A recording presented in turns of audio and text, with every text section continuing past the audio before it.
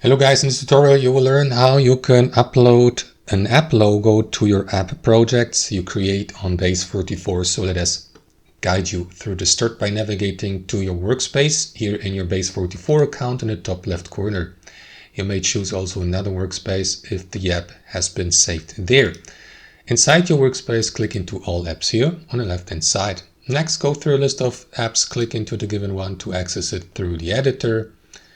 And then you will be redirected to your editor here with the app and the conversation with the artificial intelligence and all the edits and changes it has done for you or one of your co-editors. So what you want to do, guys, you want to navigate to your app settings.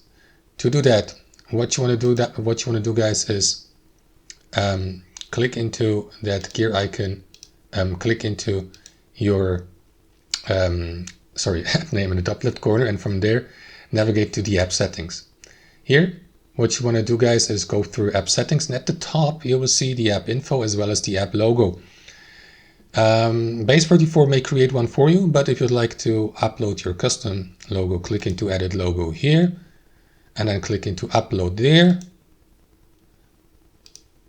Let me navigate to it and upload it for the sake of this tutorial. Click into save.